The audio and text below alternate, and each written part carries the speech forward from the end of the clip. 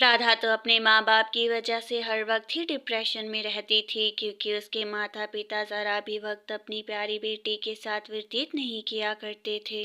राधा, तुम हमारी कॉलेज की सबसे ब्रिलियंट स्टूडेंट हो और इस बार भी पूरे कॉलेज में तुमने टॉप किया है। मुझे पूर्ण विश्वास है कि तुम ही जीतोगी। मैम, आप तो अच्छे से जानती हैं कि कभी भी मुझे बिज़नेस मैनेजमेंट में कोई भी इंटरेस्ट नहीं था, वो तो बस मैं अपने माता-पिता के कहने पर ही कर रही थी।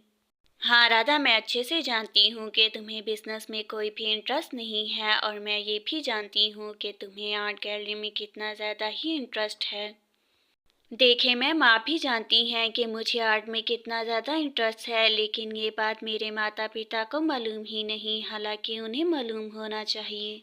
राधा, तुम बिल्कुल भी चिंता मत करो। मुझे पूर्ण विश्वास है कि अगर मैं तुम्हारे माता पिता से बात करूंगी तो वो तुम्हें कंपटीशन में ज़रूर जाने देंगे। प्रिंसिपल राधा को जाने को कहती है और कुछ ही समय बाद राधा के जाने के बाद वो डॉक्टर मेहता को फ़ोन मिलाती है और कहती है, डॉक्टर मेहता, मैं आपकी बेटी राधा के स्कूल से बात कर रही हूँ। उसके बारे में कुछ महत्वपूर्ण बात मुझे आपसे करनी थी, अगर आपके पास कुछ वक्त हो। देखिए मैम, मेरे पास तो अभी बिल्कुल भी वक्त नहीं है कि मैं राधा के बारे में कुछ भी आपसे बात करूं। आपको जो भी बात करनी है वो राधा की माँ से करें।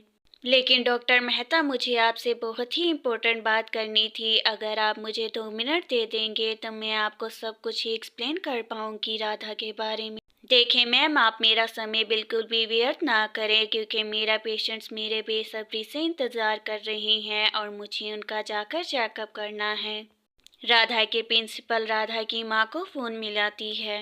मैम, मैं राधा के स्कूल से बात कर रही हूँ और उसके बारे में कुछ इम्पोर्टेंट बातें आपसे डिस्कस करना चाहती थी, अगर आपके लिए उसके पास थोड़ा सा समय हो।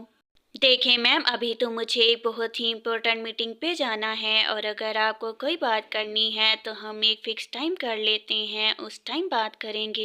ठीक है मिसेस मेहता, अगर आप यही चाहते हैं तो मैं आज शाम आपके घर आऊँगी और फिर आकर आपको राधा के बारे में कुछ इम्पोर्टेंट बताना चाहती हूँ।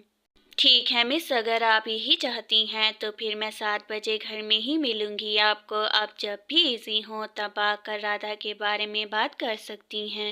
राधा के माता पिता की बातें सुनकर प्रिंसिपल तो शौक में आ जाती है। राधा के माता पिता के पास तो 5 सेकंड भी बात करने के लिए नहीं है। अब मैं समझ गई हूँ कि आखिर बेचारी राधा इतने डिप्रेशन में क्यों है। ब्रेक टाइम में राधा को उसकी सहेली मिलती है और वो उससे कहती है, राधा मेरी दोस्त, अब इस प्रतियोगिता में तो तुम ही जीतोगी क्योंकि मेरी प्यारी दोस्त इतनी अच्छी चित्रकारी जो करती है और वही अव्वल आएगी। देखो अंजलि, इस प्रतियोगिता में मैं प्रथम तो तभी आऊंगी जब मेरे माता पिता इसमें मुझे भाग लेने देंगे और वो तो मुझे लगता ही नहीं है। तो राधा, फिर तुम किस बात का इंतजार कर रही हो? बस प्रतियोगिता की डेडलाइन भी आने ही वाली है, तुम अपने माता पिता से बात क्यों नहीं करती हो? अंजलि, तुम तो अच्छे से ही जानती हो कि मुझे चित्रकारी करना कितना ज़्यादा पसंद है, लेकिन मेरे माता पिता को ये करना बिल्कुल भी मेरा पसंद नहीं। देखो मेरी प्यारी सहेली, मैं तो ईश्वर से यही प्रार्थना करती हूँ कि वो तुम्हारा हर ख्वाब ही पूर्ण करे। अब मुझे देरी हो रही है, मैं चलती हूँ।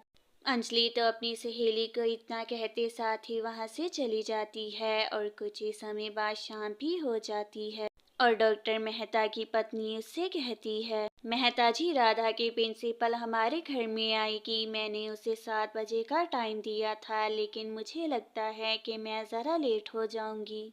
देखें सविता जी, आप बिल्कुल भी चिंता मत करें, मैं घर में ही हूँ। आप प्रिंसिपल की चिंता मत करें, मैं उनसे डील कर लूँगा। आप मीटिंग पर ध्यान दें। मेहता जी, आज मैं जो भी हूँ वो आपकी वजह से ही हूँ। अगर आपने मुझे सपोर्ट ना किया होता तो मैं कभी भी इतना बड़ा बिजनेस ना चला पाती।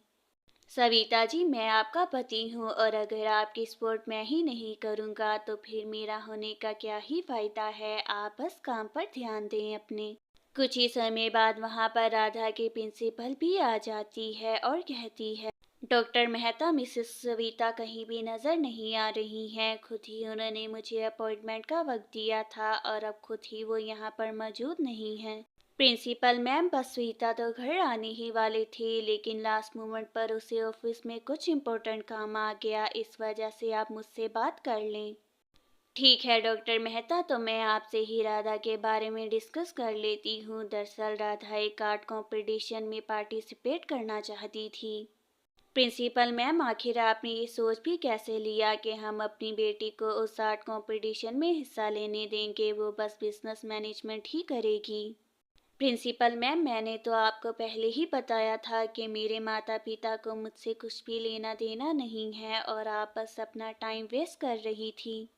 राधा, तुम अपने कमरे में जाओ और जब तक तुम्हारे पिता तुम्हें ना बुलाएं तुम यहाँ पर मत आना। मुझे उनसे कुछ इम्पोर्टेंट बात डिस्कस करनी है यहाँ।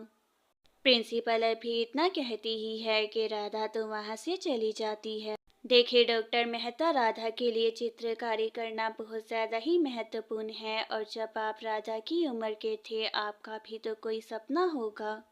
प्रिंसिपल मैम, मैं भी अपनी बेटी की तरह एक बहुत ही बड़ा चित्रकार बनना चाहता था, लेकिन मेरे पिता की जिद के आगे मुझे झुकना पड़ा और डॉक्टरी करनी पड़ी। डॉक्टर मेहता, मैं जानती हूँ कि उस वक्त आप भी टूट गए होंगे, तो क्या आप भी यही चाहते हैं कि आपकी बेटी भी बिल्कुल उसी दर्द से ही गुजरे? राधा के पिता को भी एहसास होता है कि वो आखिरकार अपनी बेटी के साथ कितना ज़्यादा गलत कर रहा है, वो भी अपने ख्वाबों को पूरा करने के लिए। प्रिंसिपल मैम, आप बिल्कुल ठीक कह रही हैं और मैं नहीं चाहता कि मेरी बेटी भी उसी रिग्रेट से गुजरे। आप उसका कंपटीशन में नाम लिख सकती हैं। राधा की प्रिंसिपल तो वहाँ से जल्द ही चली जाती है और कुछ ही समय बाद सविता भी घर आ जाती है और उसका पति उससे ऐसे कहता है, देखिए सविता जी, मुझे लगता है कि हमें अपने सपनों को अपनी बेटी पर थोपना नहीं चाहिए, बल्कि उसे अपना सपना पूर्ण करने देना चाहिए। मेहता जी, मुझे लगता है कि आप बिल्कुल ठीक कह रहे हैं। कुछ समय में तो हमने अपनी बेटी पर ध्यान ही नहीं दिया और उसके ख्वाबों पर भी।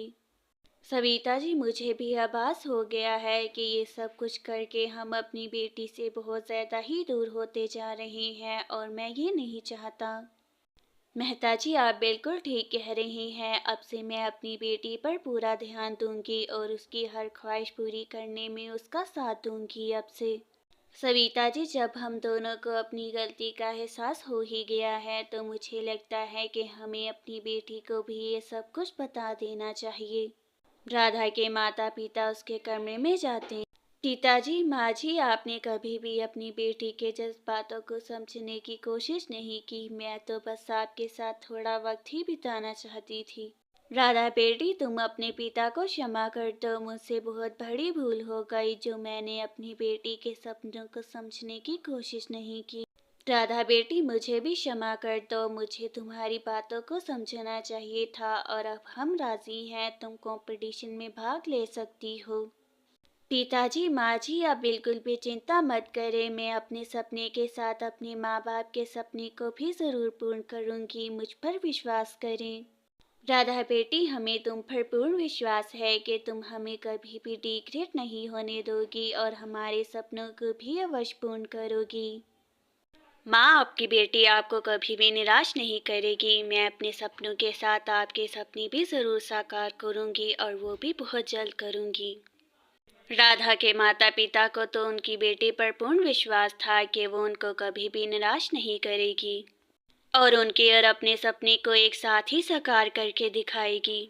ऐसे ही कुछ समय भी बीतता है और कुछ समय बाद राधा के कंपटीशन का रिजल्ट भी आ जाता है। मिसेस मेहता, आपकी बेटी के तो चर्चे पूरे शहर में ही चल रहे हैं। उसने इतनी खूबसूरत चित्रकारी की है कि सब उसके बारे में ही पूछ रहे हैं। प्रिंसिपल मैम, आपका बहुत बहुत धन्यवाद। अगर उस दिन आकर आपने मुझे ना समझाया होता तो मैं राधा को कभी भी कंपटीशन में पार्टिसिपेट नहीं करने देती। डॉक्टर साहब, इसमें मेरा कोई भी योगदान नहीं है। ये तो सब राधा की काबिलियत की वजह से ही मुमकिन हो पाया है, जो आज उसकी चित्रकारी इतनी फेमस हो गई है। और बहुत जल्द राधा तो अपनी एक आर्ट गैलरी खोल लेती है और लोग उसकी चित्रकारी देखने के लिए दूर दूर से आते हैं और साथ में वो अपनी माँ का बिजनेस भी अच्छे से संभालती है। माँ जी, पिताजी, अगर उस समय आपने मेरा साथ ना दिया होता तो आज मैं इतना कुछ ना कर पाती। आज मैंने जो भी किया है वो सिर्फ आपकी वजह से ही मुमकिन हो पाया है। राधा के तो माता पिता को उस पर बहुत ज़्यादा ही गर्व था, क्योंकि उसने अपने ख्वाब के साथ साथ उनके ख्वाब को भी पीछे नहीं छोड़ा और उससे भी पूर्ण करके दिखाया।